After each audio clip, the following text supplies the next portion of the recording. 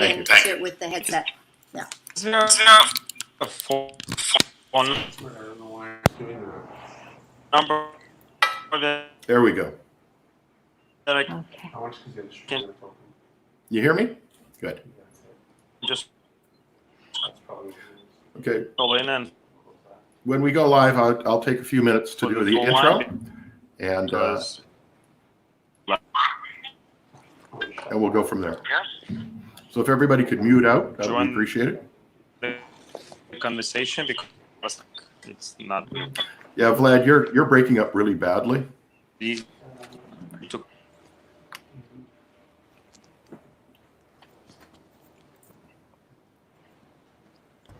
Maybe you should try with a phone. It'll work better. He is using a phone. Vlad, yeah. So I guess we're live.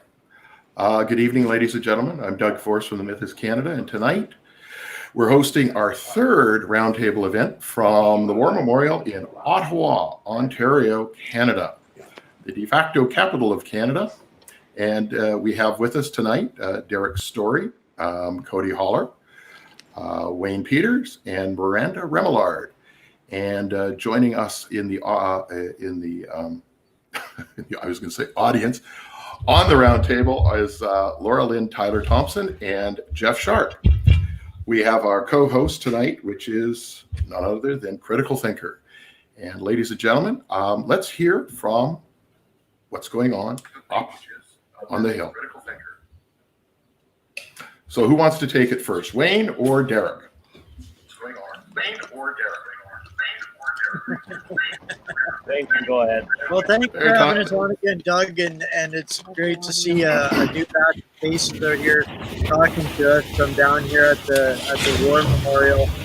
It's been such an amazing experience this last 21 plus 1 days down here and doing something a little bit different, and it's really great that the response has been unbelievable, way beyond expected. And still no media coverage, so this is where this is so exciting by doing some of these different things. It's prompting more people to be curious because our message is getting out everywhere, literally across the planet. So it's pretty cool, and we're excited to get a chance to share with the folks and answer questions from you guys that are also in this fight from everywhere.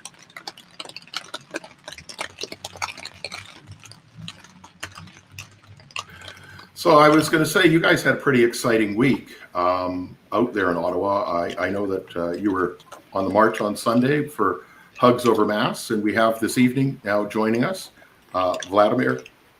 Thank you, from Hugs Over Masks as well. I think he got his internet sorted. I met Vlad myself down at on Saturday's rally of Hugs Over Masks here in Toronto at Queen's Park. How did your rally go on Sunday? Give us a little insight into what happened there in Ottawa, if you don't mind.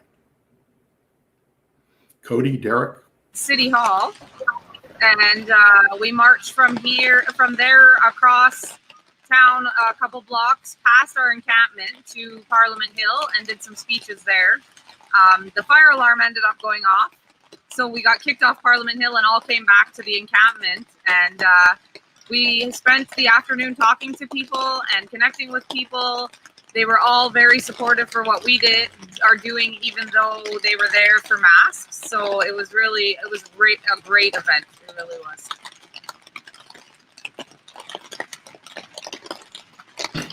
Okay, well, and is there anybody else in the panel tonight who would like to ask the people on the Hill any questions? Jeff, Laura-Lynn? Lab? I watched them, see what's happening, so I'm up to date. So we support them in Alberta. Keep it up, guys. You're doing great. Cool. Derek, how would you like to tell us what you did this afternoon? Oh yeah. So today we got someone actually dropped off a flyer saying that Acorn was having a rally against for the COVID relief, rent relief. So we went and checked it out.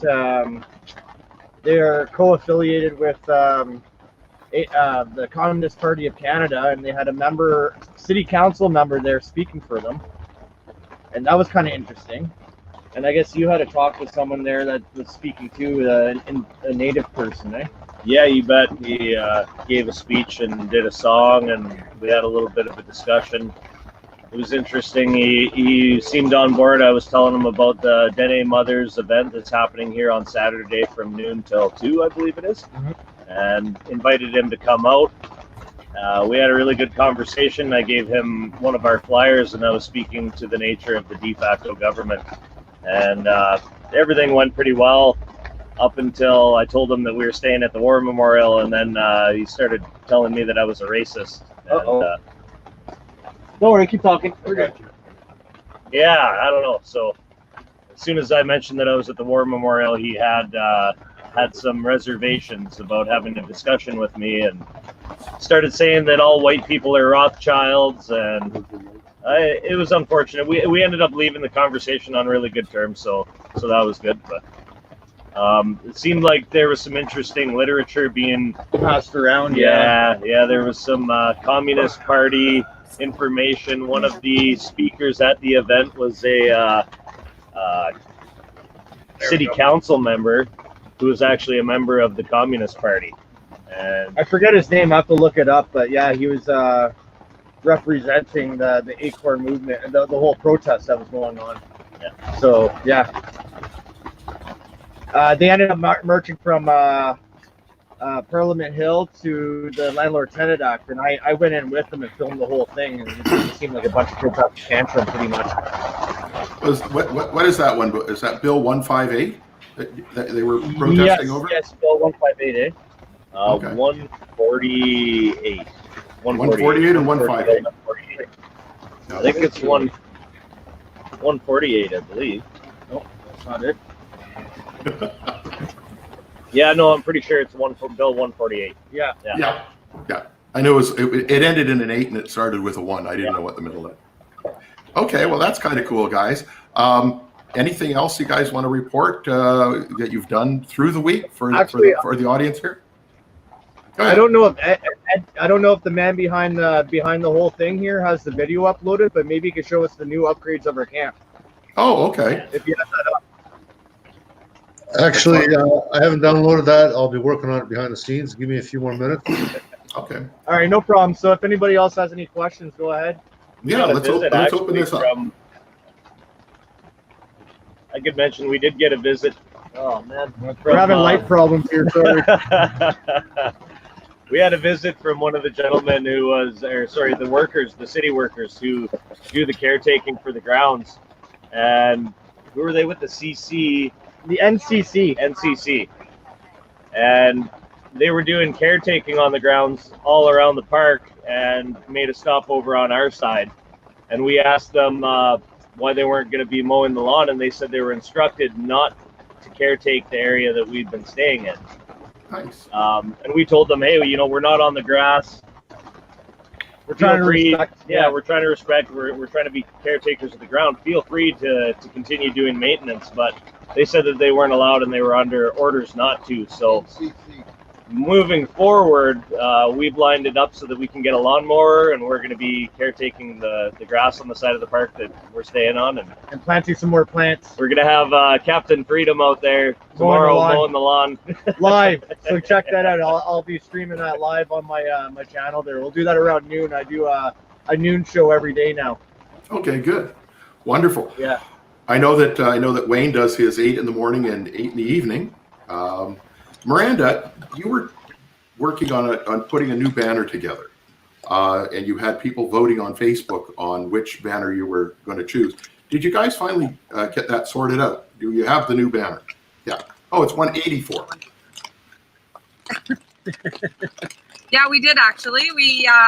They voted on a winner, so we went with the Canada flag background with the Parliament crowd, I guess, in front.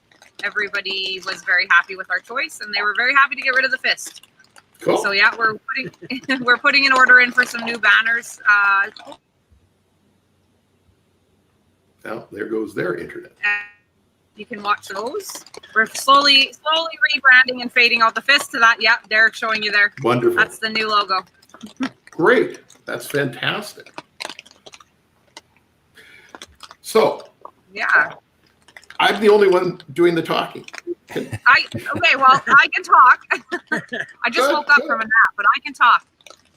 Good. We Tell us more. are into week 2 of the campaigning. So for everybody who doesn't know, maybe Laura-Lynn maybe hasn't heard, or Jeff, we're doing a campaign a week. We're switching up the topic every single week. So last week we were following along Vlad's group Hugs Over Masks. We just went with that because that's the event that was already happening. This week we're doing media lies. So we've been focusing on pushing out our official press release, and that's in hopes to control the narrative with the media. So we are pushing out the press release and asking them to come back at us with questions over the email address so that we can sit down and answer them thoughtfully and really control how we're getting portrayed in the media, which so far has been positive. She's quite kind when it comes to dealing with the mainstream media. They're, for the most part, they've been inquisitive, but also a little bit hostile. So it's kind of a 50-50 mix. They're really trying to pigeonhole this movement and this organization into something that they can sink into the natural narrative of racism and bigotry and white supremacy, and they're really struggling with finding something like that in this group to bite onto, because everything that this movement is based on science and lawfulness and history. So they really don't know how to take this little group down here, and I think they're kind of guessing a little bit because we're not being reactive, we're being proactive, and they're being reactive for a change. So they can't lead us into these conversations that go nowhere. Yeah.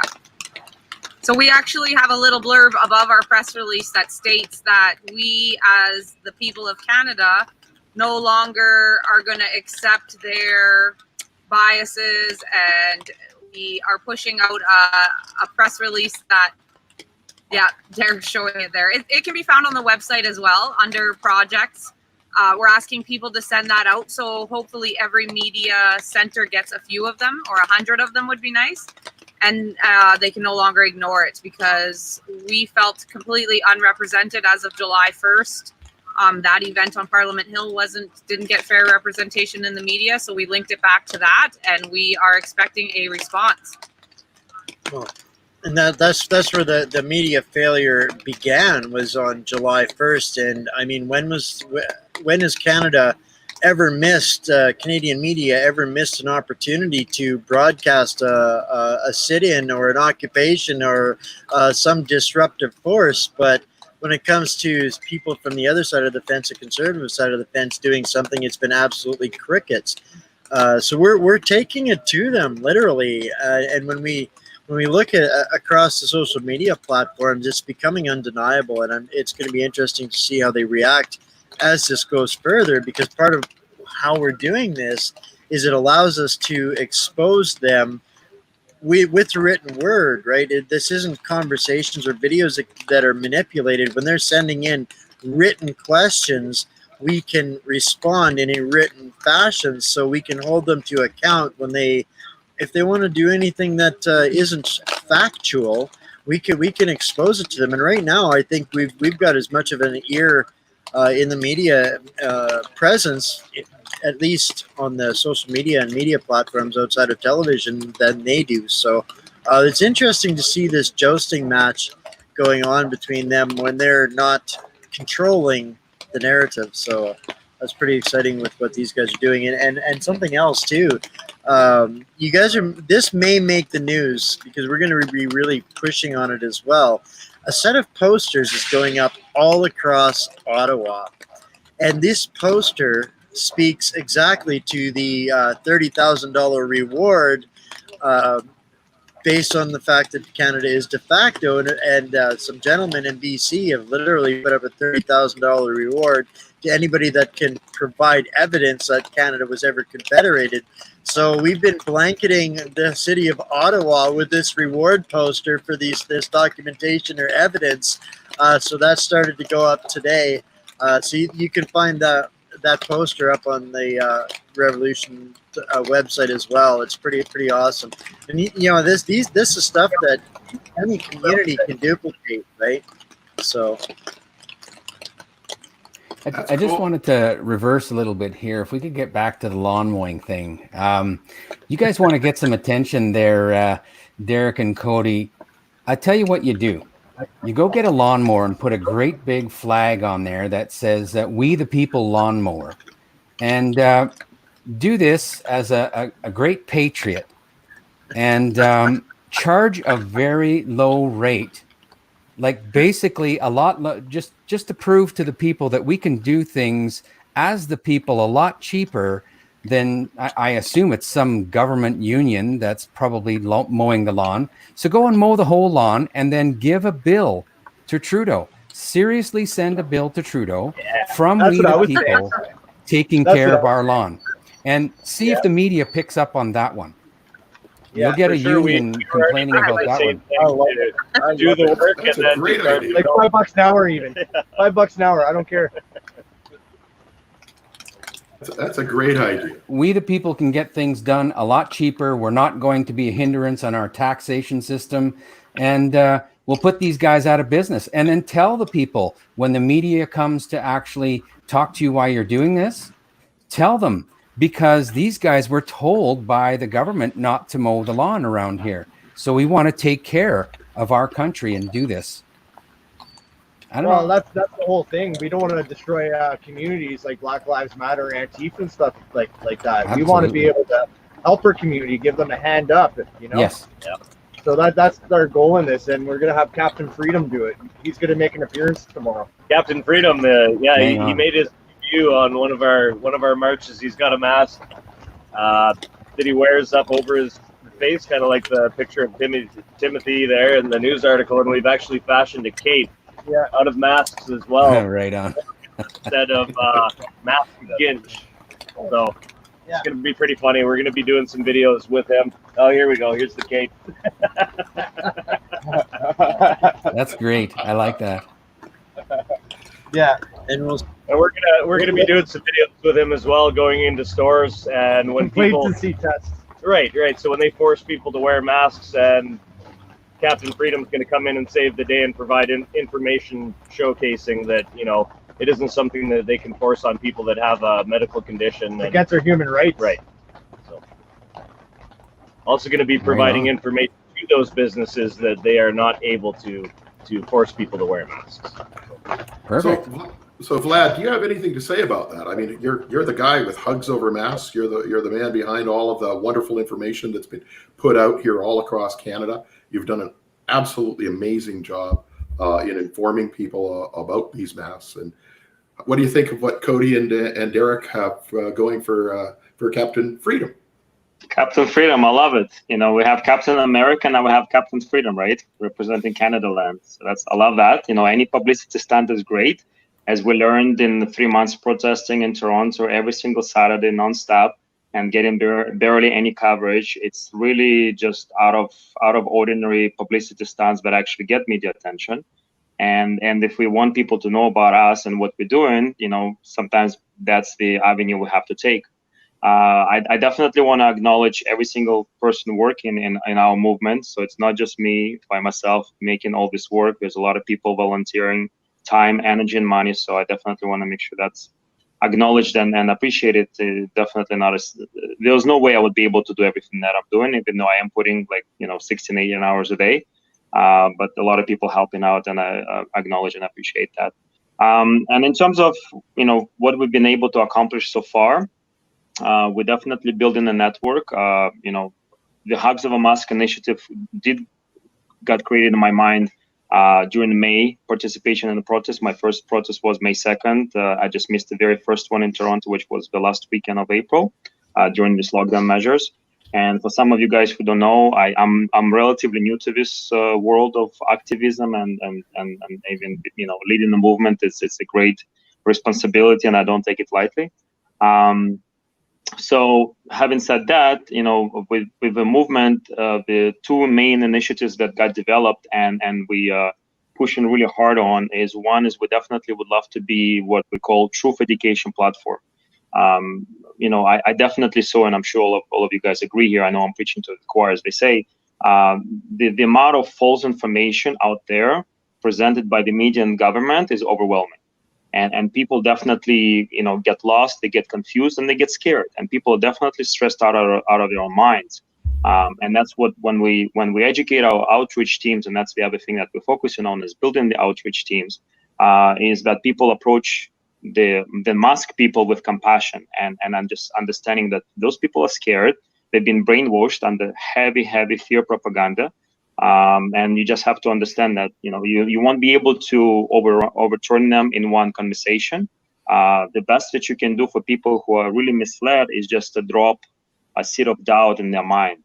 And what we always say in our protest and in our speeches that we talk about, the thing that we have going for us is we talk about the truth. So that's the actual advantage that we have going on for us, because the truth only needs to be said one time and it resonates. It needs sometime to cultivate and kind of digest and absorb and whatever. But the truth is the truth, The reason why the media keeps saying the same phrases over and over again is because those are the lies. And you have to keep saying the lies over and over again. And then people hear it enough time, they're going to thinking that that's actually the truth. Why would the government tell me the same thing, 10 times a day if it's not true? But that's how they put people into a hypnotic state, and people literally have no critical thinking left. How do I know there's no critical thinking left in people in the streets? Is when I see people walking in the streets in masks in a heat wave. It makes zero sense, right? Because first of all, the mandate is on inside the public, so why are you even wearing it outside? And it's a heat wave in 40 degrees. Like the virus doesn't survive in an unstable environment.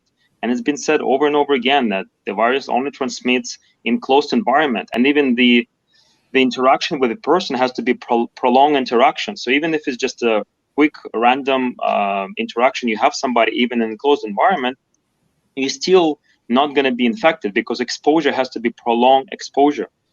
But again, they're not talking about it.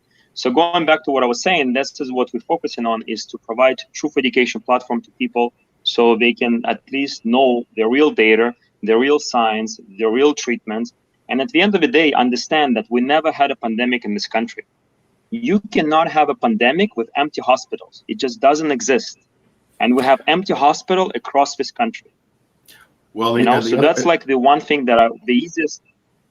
Yes. I was going to say the one thing that was missing from this pandemic is a little thing called SARS-CoV-2. They're yet to actually isolate that as the virus that they continue to say they're building a vaccine for, and they're yet to find that. So yeah, there is no pandemic. It was called a plandemic or a scandemic, and you've been doing wonderful work, and I appreciate, and I know the audience tonight really appreciates what you've been doing. And you're back there next Saturday at Queen's Park here in Toronto. Yeah, so having said that, so besides the pushing heavy with the main initiative, which is Truth Education Platform, the second main initiative, and it's equally as important, is we are actually building outreach teams, local communities all across this country, coast to coast. So I'm just confirming the location. This weekend, we're going to have 5 locations all across the country. We're going to have one in British Columbia. We're having one in Hamilton, one in Toronto, one in Winnipeg, and one in Ottawa. And then I just have to confirm Montreal and Quebec. And what I'm saying by what we're having is we're having Festival of Life. Because what I'm able to understand right now, people that have been coming to the protest, they have a protest fatigue. Like they're saying on the TV, people have a COVID fatigue. Well, people have protest fatigue as well. So what we're creating, we're creating just a social gathering of people to come at the park with kids, with families, just come together and have fun. Okay, there's no protesting is going to be happening. People can have signs to kind of create a little bit of environment and atmosphere. And at the same time, if a bylaw officer comes, what are you guys doing here? Well, we have a sign. This is a protest. Leave us alone. But we're not promoting that like that at all. We want to build the movement. We want to build the communities to come together, like-minded, awake people, and we need the numbers. At the end of the day, guys, I'm sure every single person will agree here. What's really missing in this country is a movement. And the movement needs people. And we need those people to come together. And I was talking to Miranda, I think last week, specifically that the focus that we have, and that's why we're not even using the word protest in our signs and promotional material going forward, is because we want to attract people first. We want to attract people that maybe not ready for revolution or even any activist actions yet. right? We got to build connections. We got to build relationship. Think of this, guys, as you're trying to do a sales pitch. You cannot do a sales pitch to someone before you build a relationship and trust. So that's what our primary focus for us is, to build relationships and trust and grow the communities. And when the time comes, which will come in about 8 weeks, because the second wave bullshit is coming, at least we have the movement. We have the people on the ground. So my focus is, instead of trying to build one location with 10,000 people, we're going to build 100 locations, at least with 100 people each. And that's what's going to give us 10,000 people across this country. Well, and you have somebody here tonight that's joined us on the roundtable, Laura-Lynn Thompson from Vancouver. She's very active out there. And we met in Ottawa. I gave you the flyer, remember, Lauren? And you were able to get out of the mask on a plane. I was happy to hear about that. Yes, 2 times. Yeah, 2 times. And does everybody Awesome. Hear me okay? Hear you just fine. Yeah. Sounds good. Yeah. You know, I was the only one in the in 2 airports, like on the way there in the YVR and then in Ottawa. On 2 planes. They removed me from the plane at one point on the second trip. I had to go talk to their doctor, who asked me what my medical exemption was. And I said, you know, and I told them, well, I got a bit of asthma and I have lupus. But, you know, these things actually don't really bother me much. But later I found out I shouldn't have said anything, right? So I'm going to be smarter about it. But I did say to many people all along the way, like, how are you feeling? Because they had been in masks all day in the airport. And this one young guy, he just said, oh, I just feel so sick. I said, I know. And I said, who's going to be the first one of you guys to take to task Air Canada for forcing you to compromise your immune system? And really, that's what it's probably going to take. But I don't want to be sick. If you travel to Ottawa from BC, you're basically forced to be in a mask for 7 hours. And apparently you can like remove it to have a sip of water, but that's it. You don't even get coffee and tea anymore. Airlines are just making this a horrible experience. The only good thing that came out of it was when I left the plane, I had to go talk to a doctor. When I came back onto the plane, they moved me to a row all by myself because they didn't want me touching or being near anybody, because I was like the shamed non-mask wearer of the whole airplane. So they put me in this row with room and the TV like right in front. And it was absolutely fabulous. And I apologized to the people that they forced to move. I said, I'm really sorry. I mean, I still want to wear a mask. This is crazy. And, you know, some of the people looked at me nuts. So I just appreciate what all of these patriots, these incredible fighters are doing across the country. It is making a difference. But the fear is the virus. So the fearful people they're so afraid of nothing. Yes, they are. And that's the whole idea. I mean, if you watch commercial television today, it's ad after ad after ad after ad about social distancing, about keeping your mask on. And they've got now the celebrity. Oh, God, it's absolutely ridiculous. And like Vlad was saying, the only way that they can get the lie out is to repeat it over and over and over and over and over again. He's absolutely correct. Yeah. So I just want to comment on what Vlad is doing as well. Just for some of the people, I see a couple comments about dividing the Patriots for different causes, and we don't see it like that here. What Vlad is doing is a stepping stone for what we are doing. So no activism at this point is bad activism to the revolution or to any of us here. So don't ever feel like we're against you because we're trying to cut the head off the snake here. We support everybody in what they're all doing towards the same exact cause. So, and the thing that about this revolution is this isn't a revolution of violence in the context that some people might envision when they first read the word. This is about a truth revolution and a justice revolution, and this is where so many of the problems that all of the groups are fighting are all under that same umbrella of problems. So ideally, what we'd like to see happening is groups coming together, to support each other, to give the people some victories, to show the people that we do have the power. The power is in the people. So there's so many of these things that are crossover fights, and people are approaching them differently.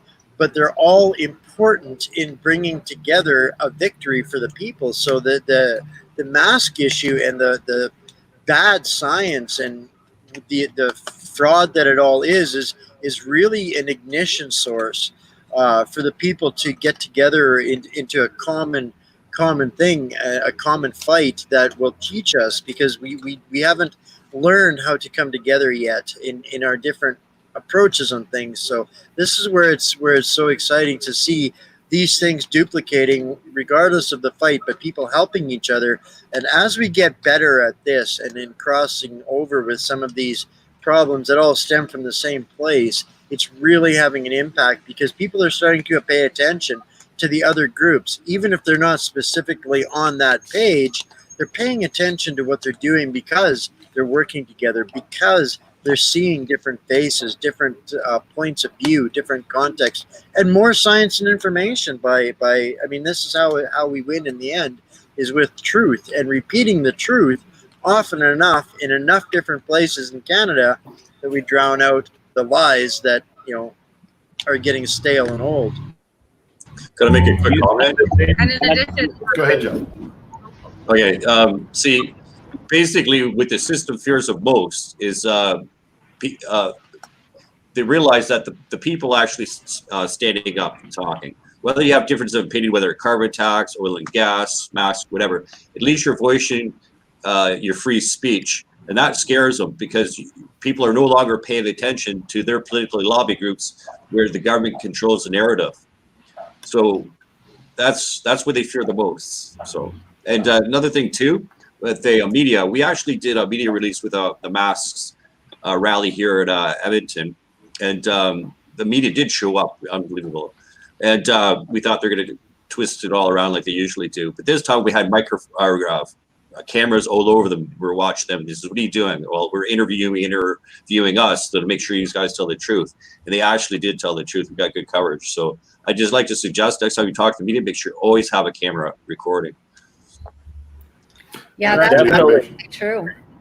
I always I have just- one of the ways I that just we're want to able make a comment from earlier point, and then thank you for bringing that up. So the flyer will be released shortly. I'm just waiting for confirmation. Sorry, I'm just getting a charger before my phone dies. So the flyer for our Hugs Festival will be released shortly, and you'll notice that every single Patriot group is actually featured at the bottom of that flyer, and that's something very important for us to include.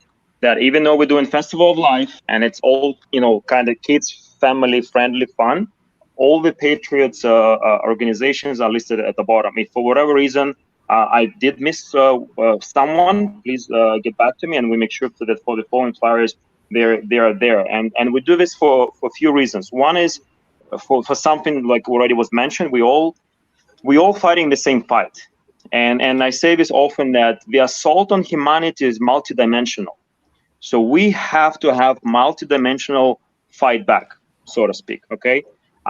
So every single person doing here, everything that you guys doing is extremely valuable and crucial and important. So you guys keep doing what you're doing, and we're going to be doing what we're doing with Hugs movement and bringing families and kids and together and building the numbers that way.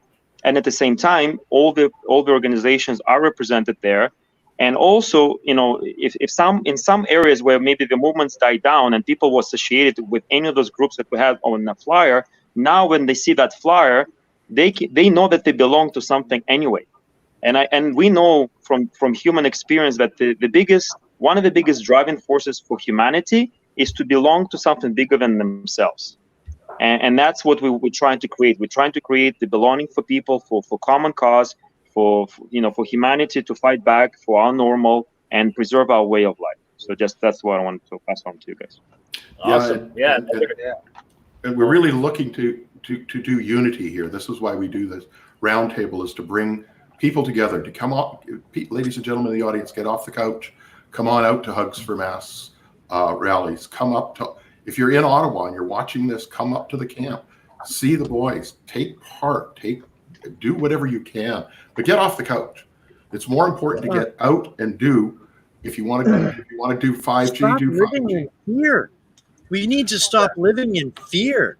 That's the biggest thing we want people to see by all of these actions across country. There are thousands of people that are out and doing stuff, getting off of the couch and taking action. And nobody's dropping dead of this pandemic, scamdemic stuff, right? But our biggest obstacle is the fear that's been instilled by our government and the media. And this is the one thing that every day we're out there doing stuff, meeting people and talking to people. And this isn't just us. This is happening at different times and places everywhere. And this is what the base nugget of it is these people are not living in fear that the government wants them to, that the media is trying desperately to keep a control of this death grip of fear that we just, deer in the headlights every minute of the day. Don't do it. Get out, do something, enjoy the sun, meet some people, get involved, take some action, and be the revolution that you want to see happening. For sure, and more than just the campaign of the Captain Freedom, we also want to show that this is primarily more about obedience than anything else. The masks and the conditions they're bringing in. So we have this perforated airsoft mask, and we're going to be going into stores with a gentleman wearing that perforated mask, and we're pretty sure that we're going to be allowed to go into them with that, even though it offers zero protection. It isn't actually a surgical mask, and hoping to be able to highlight that it's more of that he's wearing a mask. It's more of an obedience push than it is anything else. They want compliance, and that also highlights that it's more of a push for obedience, utilizing people's fears, right? Yeah. So Ed, you said you had the video ready of our camp, right? So you can throw it up now. I recorded this video to show our new updates on our signs. We haven't gotten the new sticker for the banner yet, but Ed, you can put that video up so people can see whenever you're ready. All right, we did a couple new upgrades, but we got some new signs and stuff. We haven't gotten the new banner sticker yet to cover the old one, but that's in the order right now. So I'm just gonna flip this around, show you the signs. More waterproof, a lot more cleaner looking.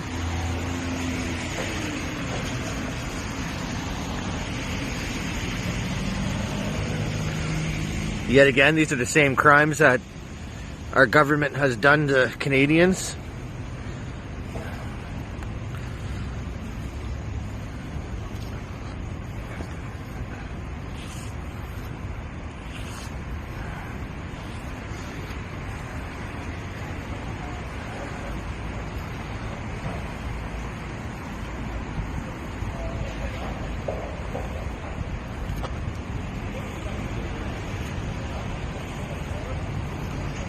So we tidied things up. We got some plants and stuff. Actually, we're getting a lawnmower. Long story short, the NCC told that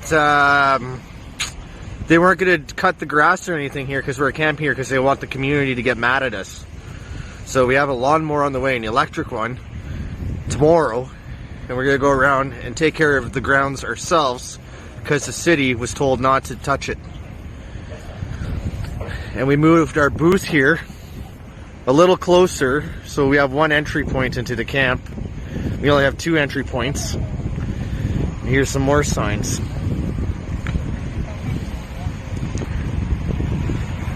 Yeah, as you can see in the back there, that we have bathrooms.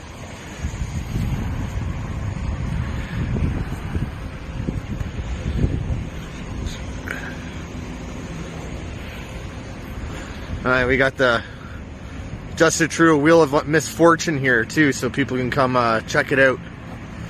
So we got all kinds of things here. And don't forget that our government's de facto. Everybody's inside because it's raining. So I'll come in a little closer. This is where we usually sit when it's not raining, but everybody's in the media tent. But there we go. We got our kitchen here.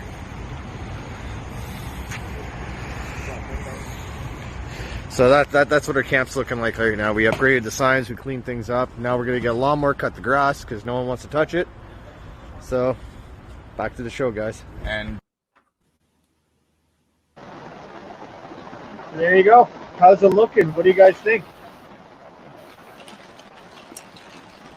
We also want to point out that all of those signs We only have the site updated, I think, number 12 currently, but we're working towards, as you see, they were all numbered. So with each number, if you go on the CanadianRevolution.org website and you look under projects and crimes, you can see that each of the points, like I said, I think we only have it listed to number 12, but we are having source information for each one of them so that they're actually sourced through mainstream reputable sources. But, you know, whatever you put any credence to that. We're also putting a call out for anyone else who has any additional crimes that they would like to highlight that is being perpetrated upon the people by the government. We're more than welcome if you want to email the Canadian Revolution with ideas for that. As long as you have source information to substantiate the crimes that you want us to list on the sign, we'd be more than happy to take any suggestions you guys have and make signs highlighting other crimes. Yeah, you can present any one of us with ideas. So let's get some feedback from Laura-Lynn. What do you think of the camp, Laura-Lynn? I think it's super cool, and I bet you guys are having some fun. You know, I don't know if everybody knows everything that you guys are doing, and I think that you should keep explaining it and keep explaining it. I mean, I'd love to have you on the show one day next week. I got this week done for, but, you know, and tell the world, tell Canada what you guys are fighting for and make it really, really clear because it's amazing. And to see people standing up and doing something. Unfortunately, Canadians, you know, we're very quiet. We're, you know, soft-spoken and politically correct, and we don't want to stir things up. But all of a sudden, we've reached that sort of that pivotal place where we just can't be quiet anymore. And a few people are spearheading and leading the way. And it makes me smile. It makes me happy. I wish I was there. Well, you can always get on a plane and come back down, right? And join us and come camping. I can. Actually, I've got a quick question here. For no mask flyer, okay? Okay. I got a question for Laura-Lynn here before we stray off from you. When you were talking about the plane, it actually made me think of something that I've been asking this question. I think you're well versed on this subject, so I really think I'd like to hear your thoughts on this. So I've been asking people who want to impose their will on me to shame me for something that perhaps I don't want to wear a mask.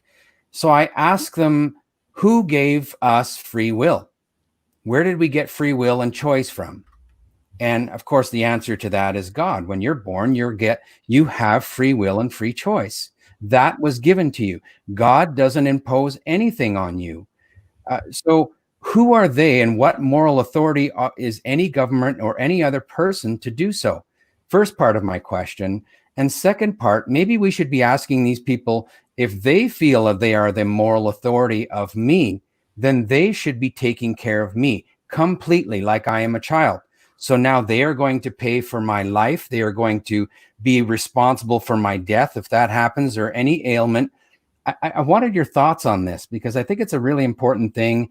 And I think this is a subject dear to your heart. So I'd like to hear what you have to say. Well, I think that, you know, we are really under an absolute global scamdemic where they are telling everybody something. When I was watching this last weekend, the Hungarian, the race, there was a big race. You guys might know what it is. My husband was making me watch it. And so the racers are sitting, you know, like the big tough guys, right? And they got their masks on. And, you know, you see that they have to talk through the masks and they're all like 5 feet apart sitting on stools, you know, and the raceways going on behind. And you realize that they're somehow the powers that be with the money and the influence have convinced the world that we have a big problem. And when you see that the airlines, the stewardess, flight attendants, I guess they're called now, and they are all convinced that we have to do this. I even argued with one of them during the flight. I said, do you know how unhealthy this? I said, ma'am, I'm not wearing a mask and I'm going to go home tonight, but you are flying probably a lot of days this week. You got to wear that thing for hours. I said, do you have no concern over your body? You know, they say, my body, my choice. But apparently when it comes to masks, you know, it's not seeming to be our choice. And so we have a problem with approval addiction. So we have a lot of people that they know we're right. They know that they really don't want to wear this mask. It doesn't seem right. They don't even know anyone who's had COVID. I actually thought I knew a personal friend finally who had COVID. It was wrong information. He doesn't have COVID. I still have no personal friend that I've shaken hands with that even has had COVID-19. And so everybody's just so afraid. We're in a country of approval addiction. So it just seems like whatever they tell us, we're going to do. And so when we align our authority with a higher being than the earth, then we start having common sense. We have a big problem. We need people with discernment of the times, that we are in a terrible, terrible way. Derek Sloan, actually, going for the leadership of the Conservative, he put up something, and it had to do with that you need to be aware that you're in a war in order to basically effectively fight this war. You need to be aware you're in a war. We don't seem to be aware yet that we're in a war. I had Tom Quiggin on today talking about terrorism in Canada. It's 2 years since the Danforth shooting. And basically he was described as just, a kid with a lot of mental health problems. His mom lied about his travels, to Pakistan. His dad told the truth. So there was total misinformation right in his own family. We got a lot of deception going on, including starting at the mask, which I think it's ultimately just to make us bow to the mask. It's a big test. Who's going to be the problems? Who are going to stand up against this? And the next thing is the vaccinations. And hopefully it is my body, my choice. But watch those guys try to turn this into something that it should not be. And it's alarming. It's concerning. Anyone listening and watching you guys should know you are heroes. You are ahead of the game. You are discerners of the times. And the approval addiction that we're all facing, that's a really big problem. We got to get over that. We shouldn't be carrying what, everybody's looking at us funny because we're not wearing a mask. No, we should be looking at them like, what are you doing to your body? What is wrong with you that you would allow this to happen, this kind of brainwashing? It's very problematic.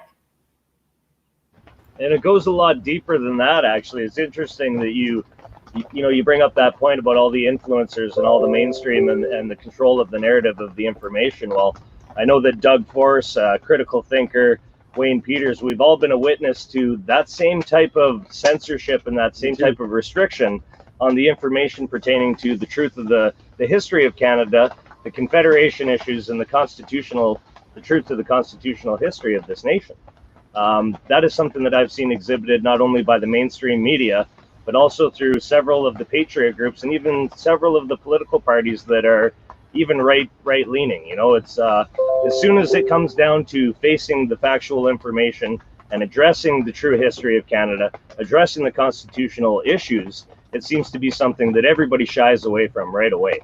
And so, do you think maybe it's because they don't have the information? Like, is everybody kind of going, wow, no, like I don't know about that, of course, we're trying to educate, right? It's more than that, actually. I've done interviews with Wexit even. I have a live video where I've confronted them. A lot of these groups have been spoon-fed this information. We've been pushing it for over a year and a half now. Doug Force himself has been pushing it for, well over 4 years. And we've contacted the leaders of the Wexit party, spoken to people even within the PPC. Now, I don't want to say anything bad about them, but I have done interviews with Wexit where they even admit that this information is indeed correct, that they also realize that nobody can rebut it, but they say that it's easier to convince people of a lie than it is to tell them the truth. And, they would rather operate within that realm. And I'm inclined to think that because of the severity of the information and the implications it could have on our governmental system and even the party system itself, that they would like to perpetuate the lie because the entirety of the basis of their foundations are completely built upon the sand foundation of the lie, right? And so these might be a little bit heavy and a little reaching too far and threatens everything that they've built. You know what I mean? Yeah, so maybe government doesn't want to deal with it at all because maybe it means their job. Maybe they don't understand, like, if we blow this all up, then, I just got my cushy job. Where's that all going to go? Maybe they're just afraid, but it is corrupt. It's corrupt not to acknowledge it. Exactly. make a quick comment about that? Sorry. Go ahead. Yeah, I'll be real quick, so I'm not too long. But anyway, so what I read what Cody says, the same thing happened to us. We started talking about solutions, right? Doug Force, Mr. Canada, constitutional de facto government, and they basically just shut us down. And there's a lot of divisions that were created and saying, no, we don't want to talk about solutions. So when I start seeing that, I start to see the political system now I see is de facto. Okay. There's powers behind the scenes, and I see these powers myself. They're evil, and they want total dominance and control. And when you're standing up for doing what's right, they're always going to fight back against you. They're always going to try and do these things, but you got to do is continue to get fight. Agreed. Yeah, so I was actually watching the Corbett report today, and I really like the way he explained this, because he gets the same question: how do you wake up people? How do you wake up people? And he basically came down to the idea that there are a large majority who they understand, they know, they hear you, they get the information, it sinks in, but they're pretending not to know. Because they just want to go along to get along. They don't want to stir the waters, they don't want to rock the boat. Just do what you got to do to get through life. And they don't realize the disservice that they're doing by doing their kids, their grandkids are all going to be in a future that they forgot to fight for. They were not willing to do anything about this. And the small minority, loud people who have a ideology that is nothing like what we want are going to win the war that they don't want to participate in. So it was really interesting. It's not necessarily trying to wake people up. It's giving them, as Laura-Lynn put it, courage, giving them the courage, the voice to speak. Getting them to unite on the truth rather than the half-truths and the lies, to put the unfettered... Laura-Lynn nailed it when she talked about the approval rating. And this is the problem, is our system has gotten to a point where progress is not made on truth and rationale and facts. Progress and power is delivered on approval rating. And this is where the focus, why nobody wants to go to the facts and the heart of the matter and meaningful discussions and problem solving, because they're not going to get approval rating that way.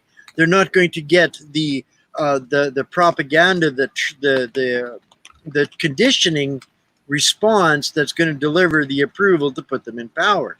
So this is why I firmly believe we're making the wrong fight in trying to believe we need to wake the masses up. They're awake. What we need to do is to steer them to the value of a meaningful conversation versus the value of this validation and this approval process that we seem to be controlled by, right? There's no value. There's no inherent value to the population or the people or anything rational in this virtue signaling, validation, approval rating system. Get a puppy. Stop taking it to social media, because this is what it's all about. This is what's driving and governing us, is this approval rating within the governance, not meaningful discussion or problem solving. I have to say, sorry. Okay, sorry, go ahead. Yeah, sorry about that. I have to say, I was talking to a friend today. He's kind of down. Some things have gone sideways. And I said, I've lost my entire social circle 3 times in my life. 3 very big, major crises. One at about 25, one at about 32. And the last, loss of a huge social circle was when I left CPC and went with the People's Party of Canada. Now, people, I tried to explain, but the CPC rejected me, like, for standing up for simple things like boys are boys and girls are girls. And you shouldn't teach kids this, changing of their sex. Like, that's all I'm saying. In kindergarten, you need to have over 15 books on transgenderism in kindergarten. And so I get rejected from the CPC, and I lose my social network again as I head out to the PPC. People blamed me online. They called me all kinds of names. My personal aunt, my own aunt, was so angry at me. She was lashing out at me every day for running for the PPC. But I was standing for truth and justice, and I had to separate myself from all of that. And this is what we're maybe not good at. For whatever reason, We have to know that if we lose everyone's approval, we will survive. And in fact, it makes you a very, very strong person when you realize that at the end of the day, if I have me and I have my God and I have my 2 dogs and hopefully my husband, bare minimum, I survive this, right? Kind of sad if the husband walks away. Some people face that, you know, where something goes really wrong. But in Canada, we are kind of happy to be, we want all of the masses, you know, looking in at everything. And this is the problem. We're very comfortable. We love all of our coffee shops and now they're reopening and, oh, like, is this going to get back to normal? No, this is not. This is just the beginning of abnormal. This is the beginning of very, very abnormal, of all kinds of things making no sense. And the nightly news, they keep on talking about it. And when I had a big discussion at the mask event that was this last Sunday in Vancouver, a global reporter, unprecedented, we caught it live on my feed, but this global reporter was saying, like, why would you guys not believe Bonnie Henry? Why would you not believe Dr. Bonnie Henry? We're like, do you know Dr. Zelenko? Do you know Dr. Didier Raoul? Do you know Dr. Batar? Do you know any other doctors but Dr. Bonnie Henry, who is just being fed, you know, all the stuff from the WHO, and Dr. Tam, you know, who is just completely inept at every turn of the road. And I asked him one thing, and this showed how little these reporters know, because actually they're overloaded. They have no time. All of us, we're researching, we're listening, we're watching every video. We're going, oh my God, the sky is falling, because we're getting all this data and we're aware of what's going on. And I said to him, what is the death rate or the recovery rate of COVID-19? What is the recovery rate? And he goes, you know, I don't know. He had a big mask on, right? And his cameraman's right there. And he said, I don't know. I said, it's 99.76%. I saw his eyes kind of go, like, you're kidding. Because not even the global reporters understand that, you know, what the nothing ball, nothing burger, basically, that we're all dealing with, and why we're creating, you know, a problem over things like having to wear a mask, because it's just the beginning. And so we're watching a global assault on intelligence, and it's a psychological experiment in a way. Yeah, I just want to build up on that a little bit really quick. The other thing I would highly recommend for you guys to check out is on YouTube channels. It's pretty hard to follow that up. As you can tell, everybody's pretty silent here. And that's exactly it. It's a giant nothing burger. And we've all allowed ourselves to be placed under house arrest, 37 million of us, under this guise of nothing burger. And they got away with that. So now they're trying to, you know, amp up and speed up the next level of control. And all we have to do is stop buying the fear and proving them wrong with, and to keep, you know, don't accept that shaming.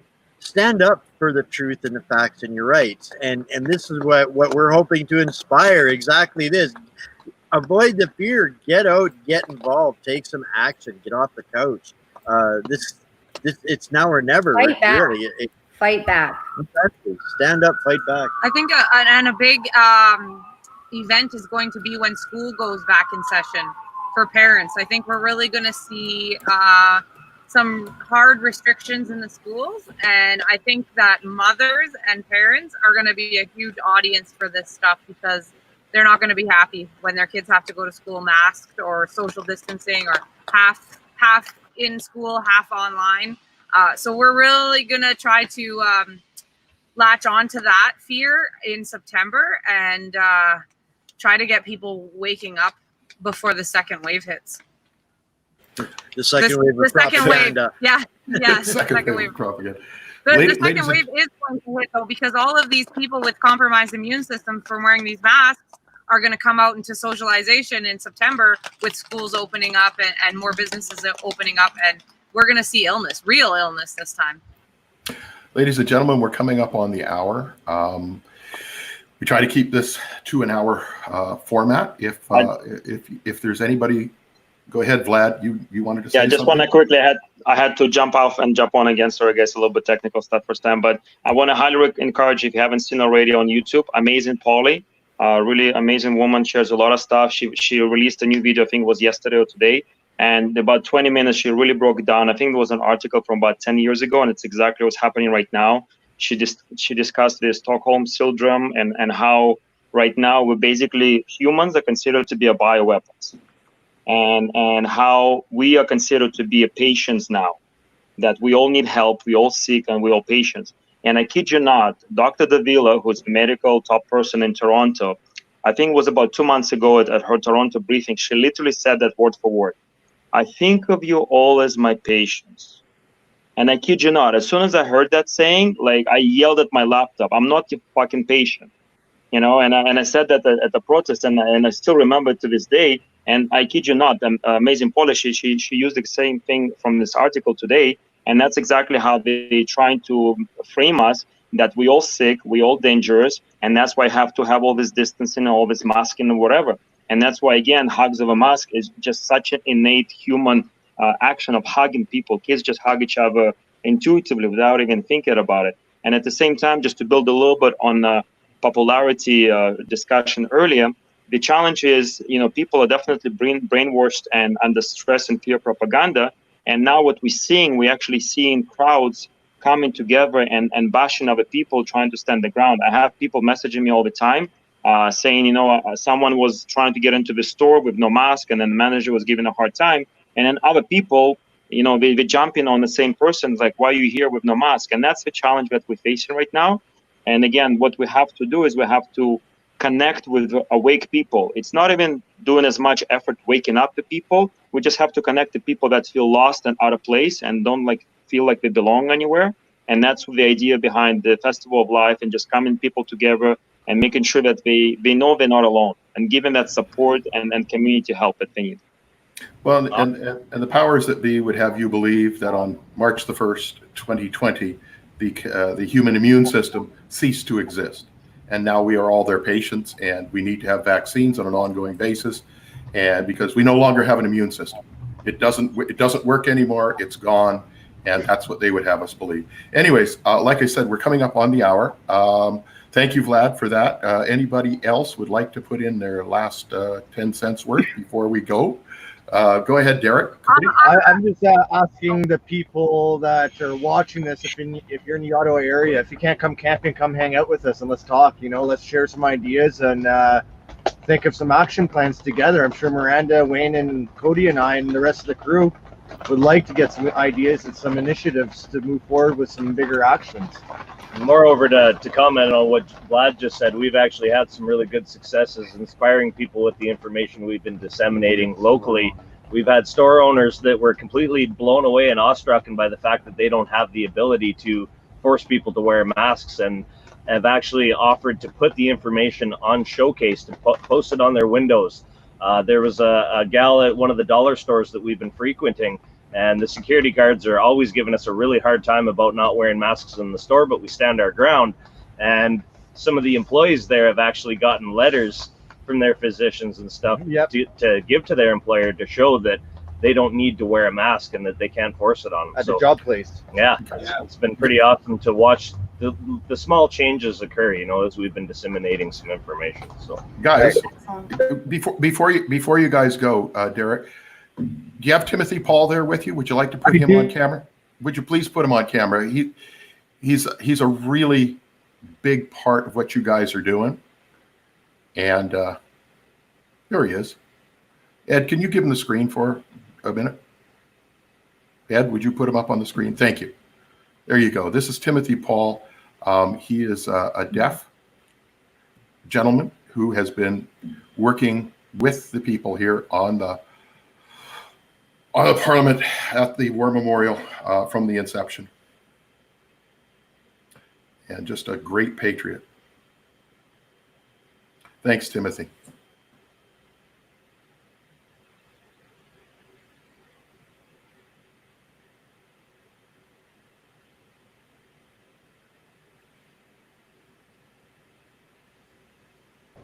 I'll get you the translations for that after.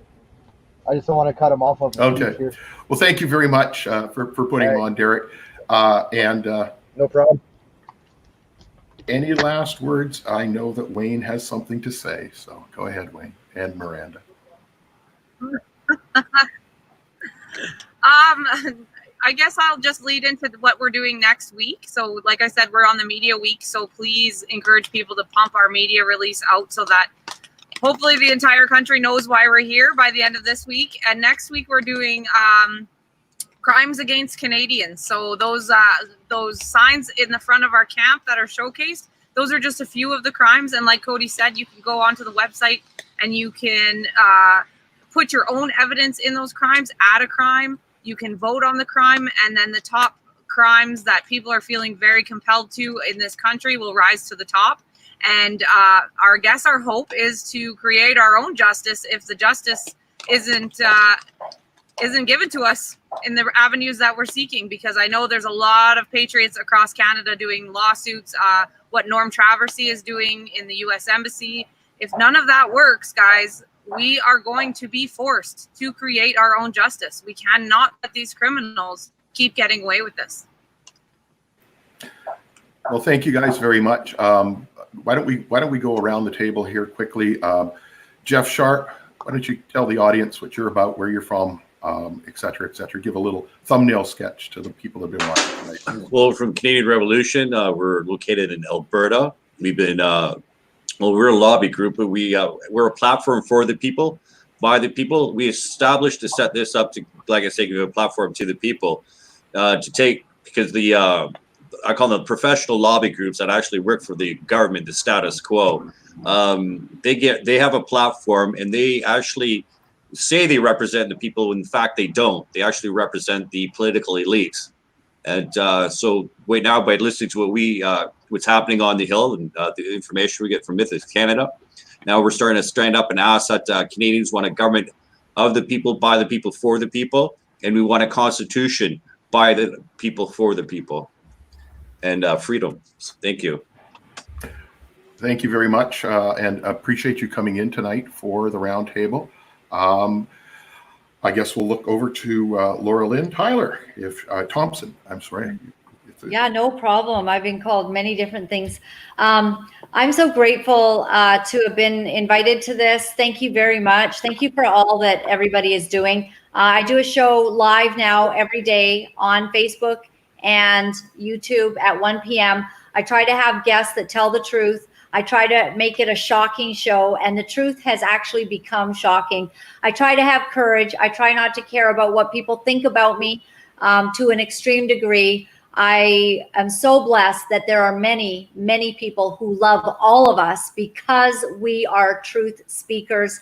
And if we get more of us, we will get an army. This is the beginning of the tide. And so I'm just honored to be here with you. And thank you, all of you. Thank you for what you're doing. It's just amazing to watch. Well, thank you for joining us here this evening. Vlad, would you have any final words would you like to say to the audience here tonight? Hugs for Masks, you have a website, et cetera, et cetera. Hugs over masks, I'm sorry. That's okay, yeah. So hugs over masks. So if you think about it, when you're hugging somebody, you're going to be over them, right? So that's kind of the part of the idea. So hugsovermasks.ca.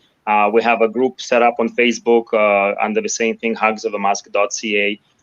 We created a Telegram channel, just getting that going as a backup, because there was actually a group with 9,000 members in the States on Facebook that got taken down.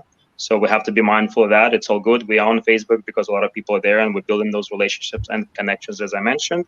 And feel free to reach out with me with anything that you have guys going on. The other thing that we're focusing a lot, we're getting a lot of support now from the anti-vaccines groups, and we definitely alignment with them. And the other group that I think we're going to be supporting and working together is making sure that we can fight the human trafficking. So we're actually going to be going to Barrie next Thursday for the awareness for the human trafficking, because I didn't know apparently Barrie is the hot spot of the whole Canada for that, so which is horrendous. So yeah, a lot of stuff going on. Stay tuned, and we all work together towards the same fight for humanity and then preserve our way of life. Well, thank you for joining us this evening. My co-host, Critical Thinker. How about hearing a couple of words from you before we leave this evening? Yeah, well, I think it's really great to see everybody, doing what they're doing. Just to follow up with I